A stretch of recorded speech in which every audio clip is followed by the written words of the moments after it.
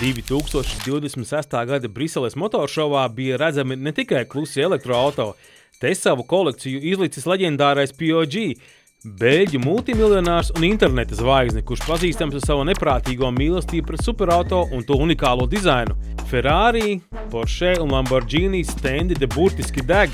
Čau, mani sauc Dzirds. Es atrodos Beļģijā 2026. gada auto izstādē. Šeit ir ļoti daudz auto. Šeit ir praktiski visi lielie autoražotāji, plus vēl jaunie ķīnieši. Ļoti daudz cilvēku. Izstāde apmeklē vairāk nekā 300,000 apmeklētāju. Laižam skatīties!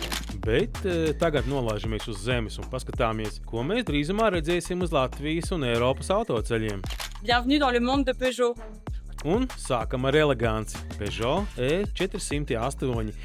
Te ir ne tikai dizains, bet arī integrēts ChatGPT. Beidzot būs auto, kurš varbūt sapratīs tavas joks. Bet ja arī inteliģence nepietiek un gribas tīru vācu jaudu, pirmais pilnībā elektriskais Porsche Cayenne. Leģenda, kas nezaudē savu asumu, bet kļūst klusāka.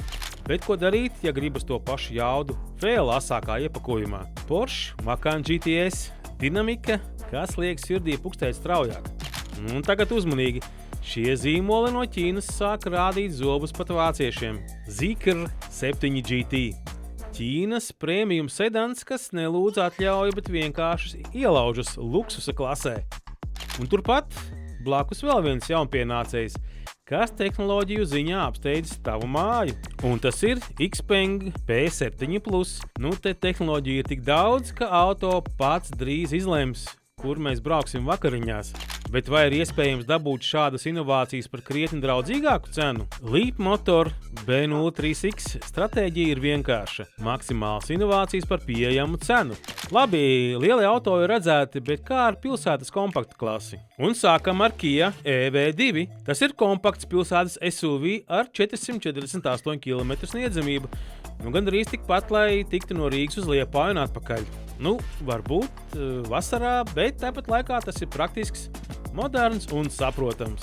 Bet ja ar parastu SUV ir par maz, šeit ir kaut kas pavisam no citas galaktikas. Hyundai Staria Electric izskatās pēc kosmosa kuģa, bet patiesībā tas ir ideāls 9-vietīgs minivens ģimenēm.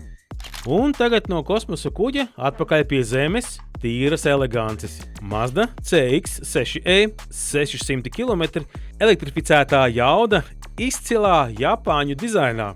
Un visbeidzot, viens no mazākajiem izstādes varoņiem, un tas ir ķīniešu Firefly Supermini. Tik mazs un simpātisks, ka sastrēgumi tam vairs neeksistē. Un vēl maza info no šī video sponsora Compensa apdrošināšanas. Compensa apdrošināšanai ir jauni kasko noteikumi. Skatoties uz visiem šiem jaunumiem ir skaidrs, pasaule mainās. Un līdz ar to mainās arī tas, kā mēs pasargājam savus auto. Runājot par drošību, mainoties auto industrijai, tai līdz jāsako arī apdrošināšanai.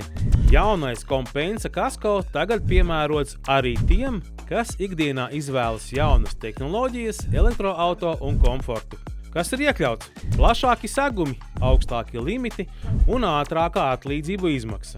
No elektroauto uzlādes kabeļa līdz bērnu sēdeklītim, no sporta inventāra līdz reklāmas uzlīmēm. Viss ir iekļauts bez liekām formalitātēm.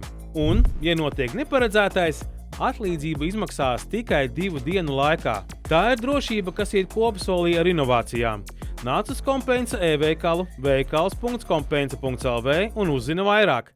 Tikai februārī 10% atlaidi jaunajiem klientiem.